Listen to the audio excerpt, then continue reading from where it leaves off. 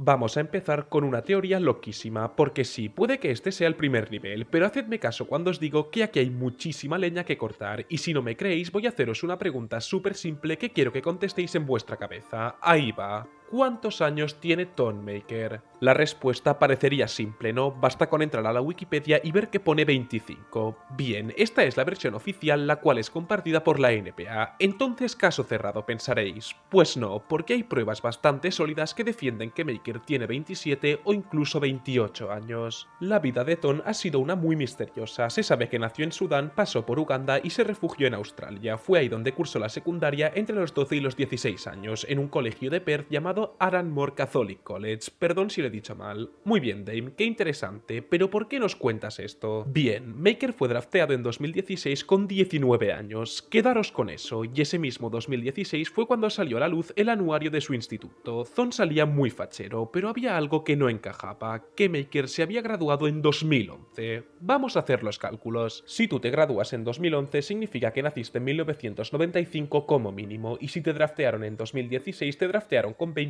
o 21 años, no con 19, pero quiero plantear una pequeña cosita. Si es cierto que Tom fue capaz de engañar a la NBA, que no es la frutería Manoli, es la maldita NBA, pudo engañar perfectamente a un colegio australiano y tener 28, 29 o 30 años. ¡Qué hombre más misterioso, Thonmaker! En siguiente posición está una historia muy real, una que expuso lo podrida que llegó a estar la NBA por dentro en algunos aspectos, y repito, esto no son teorías ni especulaciones, es real como la vida misma, cosa que lo hace todavía más vergonzoso, y es que la realidad en este caso superó por mucho a la ficción. Os presento a Donald Sterling, el que fue propietario de los Clippers entre 1981 y 2014, es decir, que él es el principal culpable de que LA solo tenga un equipo campeón, pero si solo fuera eso, pues oye, no pasa nada, el trabajo se le quedó grande y ya está, pero evidentemente no fue solo eso. Sterling era lo que se conoce como un megalómano, trasladó el equipo de San Diego a Los Ángeles porque simplemente le apetecía, ninguneó a Elgin Baylor como si se tratara de un don nadie y fue pillado con mujeres de compañía en múltiples ocasiones estando casado. El tipo no era trigo limpio en ninguno de los sentidos. Y esperad, porque esto no es nada. En 2009, Blake Griffin le pilló tocando a chicas jóvenes sin su consentimiento en una de sus macrofiestas, y asqueado lo hizo público en un late night, y más adelante se filtraron conversaciones privadas de Sterling con su pareja en las que reconocía prohibir a gente negra entrar al estadio y en las que llamaba a los negros enemigos de los blancos.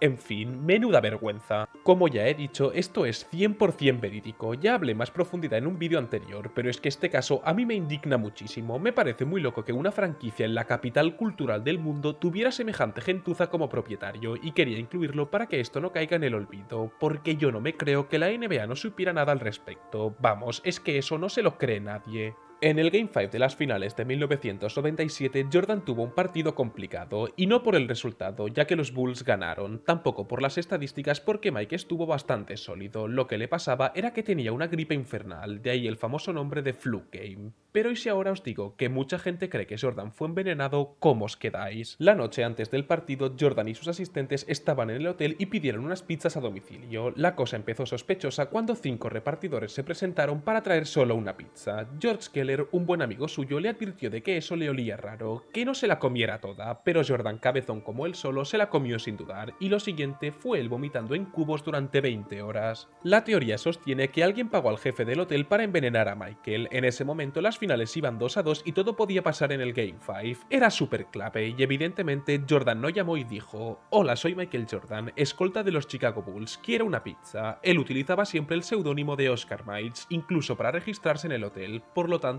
el único que sabía que estaba allí era su propietario. Las personas que querían ver caer a Mike eran muchas, y las teorías apuntan a Jerry Sloan, coach de los Jazz, a Pat Riley, a Adam Silver, a David Stern, a todo el mundo. En serio, señalan a cualquier persona que pasara por la calle, incluso he visto menciones a Dennis Rodman, aunque esto me temo que nunca se sabrá. Otra variante de la teoría es esa que dice que Jordan no tuvo ni fiebre ni envenenamiento, que simplemente tuvo una resaca descomunal, que él y sus asistentes se pasaron un poco de rosca esa noche y que al día siguiente les tocó sufrir las consecuencias. Nada está confirmado, así que lo mejor será que cada uno saque sus propias conclusiones al respecto. La siguiente teoría va relacionada con las franquicias y su rentabilidad económica, y es que la NBA hay mercados grandes, pequeños y medios, es decir, franquicias que dan más dinero o menos depende de dónde están ubicadas y su tradición baloncesto baloncelestística. Esto no le pilla por sorpresa a nadie, y aún así la NBA defiende la igualdad entre franquicias, igualdad que no se cumple ni mucho menos. Aquí tenéis una lista de los campeones de la NBA de estos últimos 22 años. Fijaros bien, ¿no os llama algo la atención? No sé, como que por ejemplo solo 3 de ellos no hayan sido equipos de mercado grande. Estos han sido Milwaukee, Detroit y Cleveland, que no están en mercados grandes, pero en determinados momentos lo han sido. Los Cavs de LeBron en su momento fueron junto a los Warriors el equipo más popular de la liga, ante todo igual ahora mismo, y esos Pistons, aún no tener grandes estrellas, fueron muy populares en su momento. Vamos, que solo 3 equipos de mercado pequeño y mediano han ganado un campeonato en los últimos 22 años, y eso no creo que sea una coincidencia. Ya he tratado en el canal los presuntos robos arbitrales de las finales de 2006 y las finales del oeste de 2002 y 2018, y adivinad qué tienen todas en común. Oh sorpresa, que los árbitros favorecieron en todas las series a los equipos de mercado más grande. De esto podemos ver casos infinitos, los más significativos siguen siendo estos 3, pero si miráis los momentos más polémicos de cada playoff vais a notar claramente que los árbitros no dudan en favorecer a los grandes. Pero un momento, porque esto no es lo único, un mercado grande ayuda, pero al fin y al cabo si no tienes buenos jugadores no vas a triunfar. No hay problema, si no tienen buenos jugadores, démoselos. Esta teoría también defiende que los picks del draft están amañadísimos, y es que muy sospechoso me parece que LeBron, un chaval de Ohio, fuera seleccionado por Cleveland y que Derrick Rose, del que ya hablaremos en la segunda parte porque vaya tela tiene este hombre, fuera seleccionado por Chicago siendo nativo de Illinois. Lo más representativo de esta hipótesis es lo que se vio en el draft de 1985. Todos los equipos querían a la sensación de Georgetown Patrick Ewing, que venía con un hype histórico al draft. Los candidatos eran 6: Nueva York, Indiana, Clippers, Seattle, Atlanta y Sacramento. Y pues adivinad quién se lo llevó. Pequeña pista, Nueva York tiene más habitantes que 4 de las 5 citadas anteriormente juntas. Como era de esperar, NI se llevó el gato al agua. El cómo lo hicieron ya lo explicaré en la segunda o la tercera parte. Las teorías son múltiples, con un sobre frío, con una marca invisible que Stern podía ver con las gafas, las teorías son 1000 y ninguna se puede demostrar. Pero vaya, qué casualidad que el mercado más grande con diferencia volviera a salir beneficiado de nuevo. Lo primero que veremos hoy es una teoría, y no una teoría cualquiera, una teoría loquísima que involucra a Kawhi Leonard, y que cuando he visto he pensado que no podía faltar en este vídeo, y es que Kawhi es muy bueno, quizás demasiado bueno, hasta el punto en que es posible que no sea humano, que sea un robot. Las antenas empiezan a saltar cuando le echas un vistazo a su privilegiado físico, la altura perfecta, la envergadura perfecta, el peso perfecto, una velocidad excelsa, un IQ defensivo y ofensivo sobrehumanos, las manos enormes, el tipo parece creado en un laboratorio, y si indagamos más todavía, esto va cogiendo más y más sentido. Sus apariciones en prensa son, ¿cómo decirlo?, curiosas. Las respuestas son siempre breves y poco detalladas, casi evasivas, parece que esté siempre incómodo sin saber qué responder. Su risa es la más falsa que he escuchado en mi vida, y cuando le toca mostrar emociones, muestra solo los síntomas básicos de ellas, nunca las emociones en sí. La teoría defiende que Leonard es un experimento del gobierno creado para experimentar con las inteligencias artificiales, por eso mejora en cada año que juega, y todo esto cobra más sentido cuando ves quién es el dueño actual de los Clippers, Steve Ballmer, que adivinad a qué se dedica: a la tecnología de alto nivel. De hecho, a la tecnología de altísimo nivel. Es el CEO de Microsoft. Las múltiples lesiones de Kawhi son simples cebos para que parezca humano, y el famoso load management, donde juega un partido sí y uno no, son actualizaciones y mantenimientos hechas por sus ingenieros. Así que si esto es cierto, prepararos, porque ahora mismo lleva más de un año sin jugar con constancia, ya saber lo que le habrán hecho. Tengo miedo.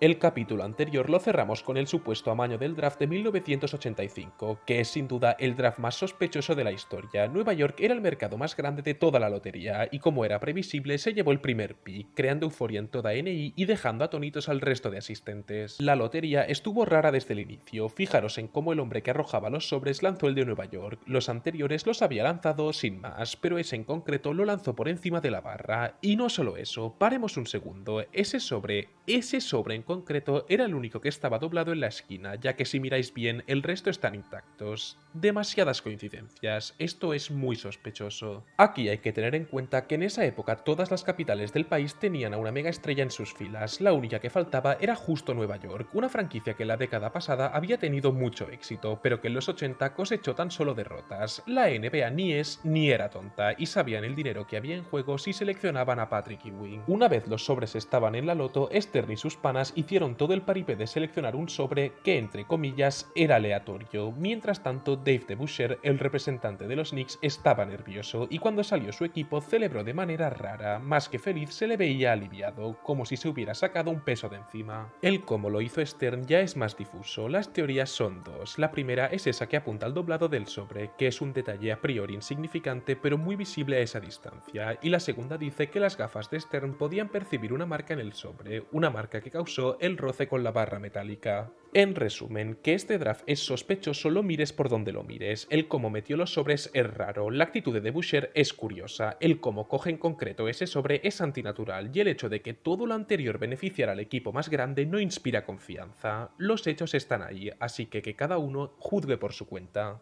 En el anterior episodio mencioné a Derrick Rose y os dije que hablaría de él en este mismo vídeo. Pues bien, aquí estamos y aquí volvemos a ver algo 100% real. Las teorías están muy bien, pero en mi opinión no hay nada como la mera realidad, porque si yo ahora os digo que Rose nunca debería haber jugado en la NBA, ¿cómo os quedáis? Y si encima os digo que tampoco debería haber jugado en la universidad, ¿cómo os quedáis? Veámoslo. En 2007, Rose estaba arrasando en el Instituto Simeon Career de Chicago. Estaba claro que era el mejor prospecto del país con diferencia, y las universidades se lanzaron de cabeza por él. Solo había un pequeño problema, que para llegar a la universidad es necesario aprobar secundaria, y esa parte se le complicó bastante. Se sabe que Rose fue aceptado por la Universidad de Memphis sin haber pasado las pruebas SAT, las pruebas de acceso, la selectividad de toda la vida aquí en España, haciendo trampas en el sistema académico y pactando con el director.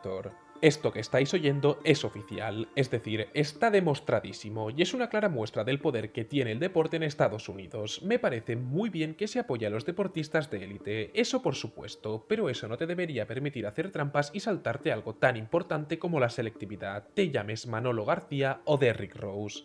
Gilbert Arenas fue un base de inicios de los 2000 que aterrorizó a la liga con los Warriors y los Wizards gracias a su brutal poderío anotador. A la gente cero se le caían los puntos de los bolsillos en su prime, hasta que en 2007 se retiró prematuramente del deporte. Esto no es lo importante, pero el contexto aquí es muy necesario.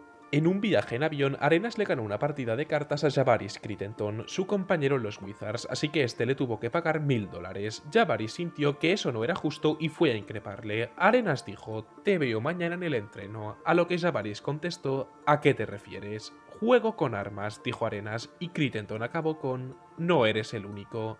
Yo también". Lo siguiente que se sabe es que Antoine Jamison les separó y cada uno se fue por su lado. Al día siguiente coincidieron ambos en el vestuario. Arenas sacó un arma de fuego y dijo: "Mírala, o la coges o te disparo". Y Javaris, que tampoco se cortaba ni un pelo, sacó otra y dijo: "No hace falta, traigo yo mismo la mía". Esta situación trágica y cómica a la vez, tampoco nos vamos a engañar, se saldó con la expulsión indefinida de ambos de la NBA y con fuertes sanciones económicas. O eso es lo que nos han contado, porque hay una teoría que dice que Gilbert Arenas murió en ese vestuario, que fue disparado por Crittenton. Esta teoría se sostiene por la vieja confiable de que la NBA puso un doble, alguien que se hizo pasar por él. Sus números bajaron drásticamente después de eso, porque sí, volvió a la NBA después de un año, pasando de 22 puntos a algo más de 15, y los Wizards le protegieron después de ese incidente, le protegieron mediáticamente y sus apariciones en prensa pasaron a ser muy puntuales. Años más tarde, Antoine Jamison y Caron Butler, dos compañeros, salieron a hablar, ambos dieron sus versiones y sus puntos de vista, pero había una cosa en la que ambos coincidían, en que no iban de broma, que la tensión en ese vestuario era brutal y que si llevaron un arma al estadio no era para enseñarla, era para usarla. A todo esto debemos sumarle el hecho de que la sanción fue mínima, un año sin jugar. Poco me parece por llevar una maldita arma cargada a un estadio. En serio, es que es súper fuerte, y se cree que la sanción tan pequeña fue para no levantar sospechas y lanzar balones fuera. Que cada uno saque sus propias conclusiones. Yo solo tengo una cosa clara: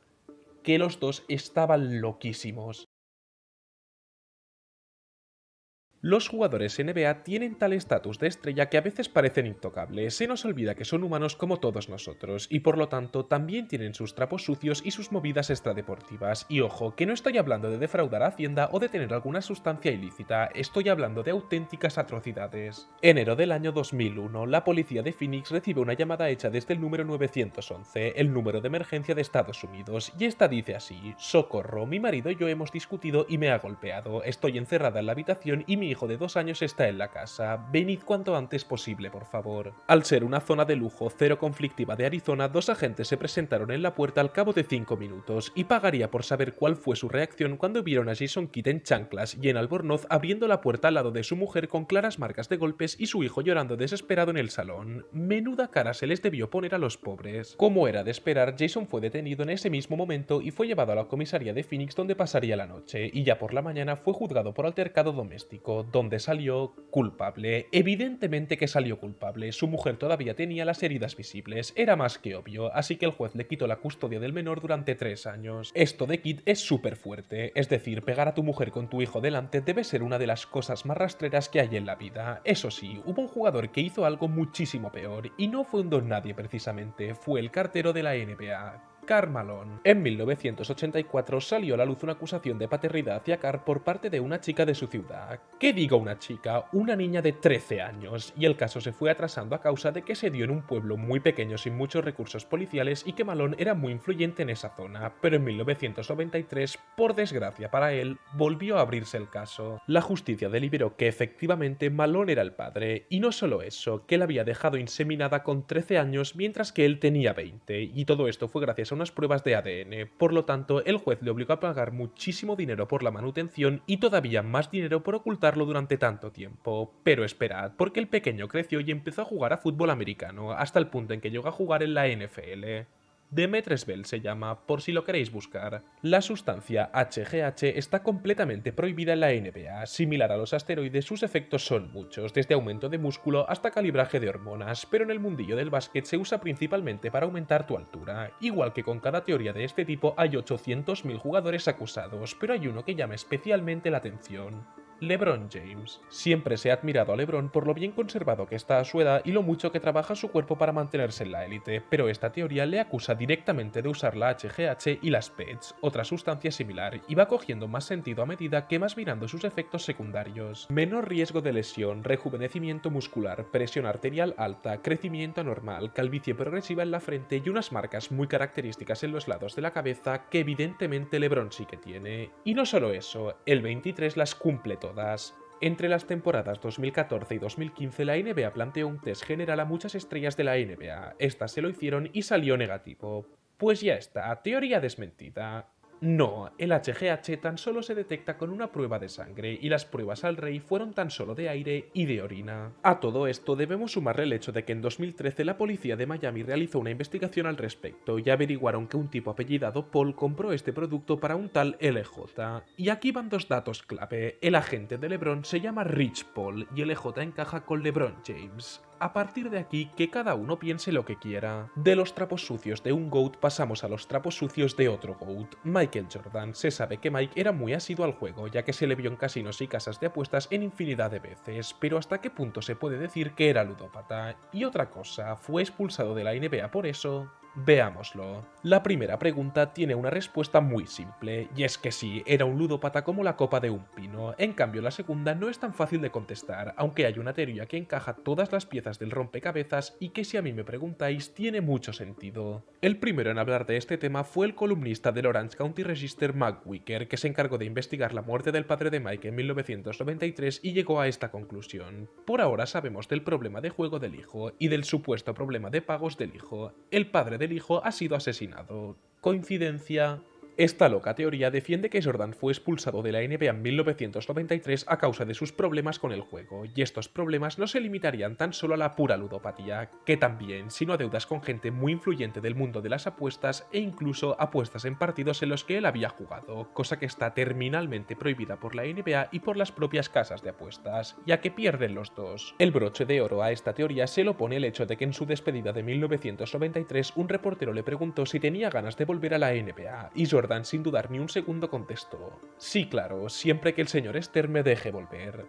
Las conclusiones finales os las dejo puramente a vosotros. Si tú vas a 1000 fans de la NBA y les preguntas cuál ha sido el mejor partido que ha hecho jamás un jugador, vas a recibir respuestas muy variadas. Algunos dirán los 69 de Jordan, otros el cuádruple doble de David Robinson, pero la mayoría te va a contestar el partido de 100 puntos de Wilt Chamberlain. Pues bien, es muy posible que ese partido simplemente no haya existido nunca. La gente que defiende esto tiene muchos argumentos a favor. El primero es que no hay vídeo oficial, es decir, hay archivos que lo respaldan numéricos y de audio, pero tú puedes buscar donde quieras, que es más fácil colarse en los servidores del FBI y de la CIA a la vez que encontrar archivos de vídeo del partido de los 100 puntos. Otra variante de esta teoría dice que sí metió 100 puntos, pero que ese partido estaba amañado para que lo hiciera. Primero, ninguno de los dos equipos se jugaba nada. Segundo, lanzó 63 veces a canasta, es decir, que tiraba él y nadie más. Y tercero, Rose Young de CB Sports, quien fue testigo de ese partido, aseguró que en el último cuarto los rivales le hacían faltas a propósito para que llegara a los 100, y ahí están los 32 tiros libres que lanzó para demostrarlo.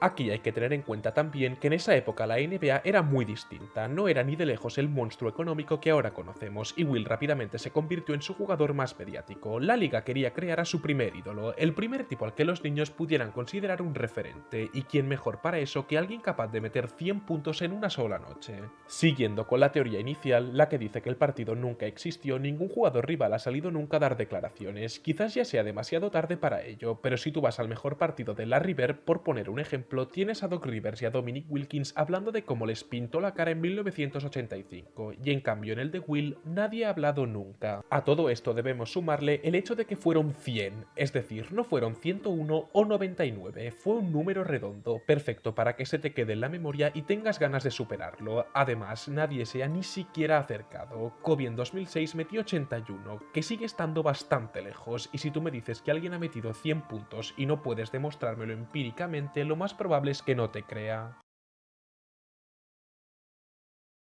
La NBA de hoy es una liga muy lucrativa, de hecho es una liga súper lucrativa, pero como todas tuvo unos inicios difíciles y humildes, estando al borde de la ruina en múltiples ocasiones a mediados del siglo pasado, pero si tan cerca estuvo de desaparecer, ¿cómo es que se salvó? Pues bien, hay una teoría muy sólida que dice que le vendió el alma al diablo. Veámosla. Por esa época, años 40-50, el narcotráfico entre México y Estados Unidos estaba en auge, pero las duras medidas del gobierno yanqui limitaban muchísimo la entrada y la distribución de la mercancía, así que Maurice Podolov, el jefazo de la liga en esos tiempos, tuvo que pactar con los narcos más potentes a cambio de financiación. El trato iría así: los narcotraficantes tendrían una entrada segura por California, y ahí tendrían un lugar seguro para maniobrar y repartir sin impedimentos los productos por todas las capitales del país, ya que todas tenían una franquicia potente. Además, una liga es perfecta para el blanqueo de dinero, ya que puedes justificar el gasto que sea con la excusa de patrocinios y salarios, y si no me creéis, preguntádselo al PSG. Este trato habría tenido una vigencia de 35 años y lo habría firmado el antiguo comisario, un tipo que he mencionado antes un poquillo de pasada, Maurice Podolov, un abogado de origen judío ruso súper influyente del que no se sabe prácticamente nada. De hecho, por no saber, no se sabe ni dónde ni qué día nació exactamente. El tipo es muy misterioso. Todo esto empieza a tomar sentido cuando le echas un vistazo al consumo de la época. No voy a decir que todos los jugadores tomaban narcóticos, porque eso sería mentira, pero en cada vestuario podías encontrar a 5 o 6 tipos completamente enganchados a los polvos blancos desmonetizables, y no precisamente don nadies. Famosos son los casos de David Thompson y Spencer Haywood, grandes estrellas de esa época. Este contrato habría perdido su vigencia en 1984, año clave para la NBA, ya que se puso como comisario a David Stern, un abogado profundamente en contra del narcotráfico, que acabó con el problema para siempre. O quizás no. Como bien os podéis imaginar, este problema no se arregló de la noche a la mañana. Ahí está la muerte de Lembayas para demostrarlo. El problema se alargó con el tiempo, así que Stern tomó cartas en el asunto y puso a Popovich al mando de los Spurs. Ahora veréis por qué esto es importante. Antes de ser entrenador, el coach Pop fue agente de la CIA, y esto no es una teoría, es 100% verídico. De hecho, hay registros suyos de una misión en Turquía. Vamos, que Stern se hartó del tema e hizo un olín para detener al narcotráfico, y qué mejor manera de hacerlo que poniendo a un agente de la maldita CIA en la franquicia más cercana a México. En resumen, que la NBA y el narcotráfico han coqueteado desde siempre, pero a mediados del siglo pasado mantuvieron negocios demasiado cercanos, hasta el punto en que Bob Ferry, manager de los Bullets, llamó a Podolov y le dijo: me temo que se nos pueda ir de las manos, algo loco pasará en un aeropuerto o un hotel, todo se vendrá abajo y mucha gente no verá un partido jamás por el estigma de los narcóticos.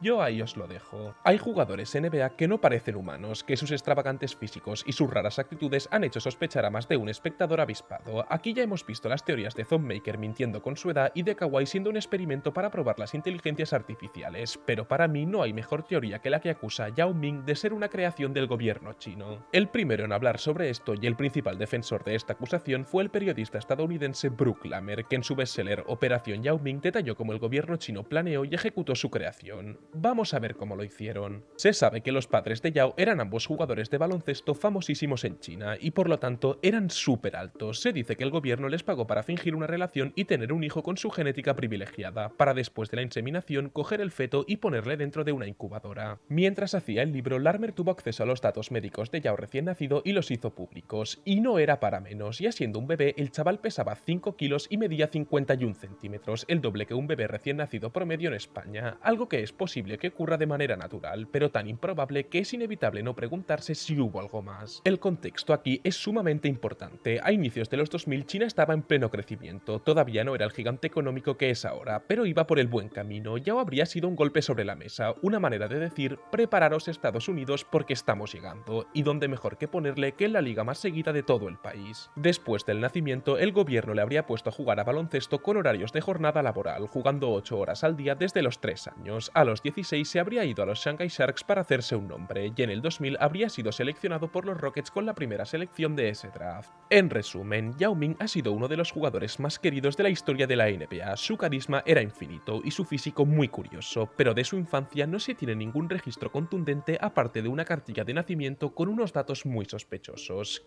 Que cada uno piense lo que quiera. La última teoría de hoy es para mí la más impactante con diferencia. Estaba más allá de las canchas, deja el baloncesto a un lado y deja a la sociedad americana como un trapo. Tan solo con el título os vais a quedar loquísimos. Kyrie Irving tiene razón. En España siempre se dice que las decisiones más importantes del país se toman en los palcos de los equipos de fútbol, y esto es perfectamente extrapolable a la NBA, ya que no es raro ver a peces gordos de Estados Unidos disfrutando de los partidos en la zona VIP, desde magnates del sector tecnológico hasta pesos pesados de la NASA, pasando por altos cargos políticos y celebrities. Básicamente, si eres influyente, tienes un hueco de calidad en un estadio. Cuando estaba en Cleveland, Kyrie era un jugador muy recatado, casi tímido. El tipo llegaba al estadio callado, hacía su partido y se iba en silencio, ya que en Cleveland no coincidía ni con grandes magnates ni con personas súper influyentes. Estamos hablando de Cleveland, una ciudad de tradición obrera sin grandes lujos ni instalaciones gubernamentales. Fue ya en Boston cuando Kyrie empezó a hablar, en especial de la Tierra plana, en una ciudad que entre otras cosas destaca por sus universidades tecnológicas y científicas, que si tú quieres conocimiento del mundo y del espacio, en pocos lugares vas a obtenerlo mejor que en Boston. Además, en el palco del TD Garden sí que es habitual ver a lo mejor de Massachusetts. En una noche puedes ver al jefazo del MIT, una de las universidades tecnológicas más prestigiosas del mundo, y la siguiente puedes ver a uno de los mandamases de Bain Capital, el banco más influyente de la costa este, pasando la tarde viendo el encuentro y hablando con las más altas esferas. Una vez en Brooklyn ocurrió lo mismo. En Nueva York Irving empezó a dar su opinión sobre las vacunas. No fue ni en Boston ni en Cleveland, fue en Nueva York, que, oh casualidad, es donde se encuentran las oficinas centrales de Pfizer, la principal compañía farmacéutica de los Estados Unidos. La teoría afirma que Irving ha escuchado alguna conversación comprometida en los despachos, que en Boston escuchó como un pez gordo del mundo científico afirmaba que la Tierra era plana, y que en Nueva York escuchó a un desarrollador de Pfizer decir que las vacunas no eran tan fiables como se creía. Tras algunas declaraciones más incendiarias, la NBA le habría castigado duramente sin partidos, sin sueldo y sin sponsorship de Nike, un toque de atención para que deje de hablar al respecto y no revele más información comprometida, porque en el fondo Silver y sus panas sospechan que Irving tiene razón.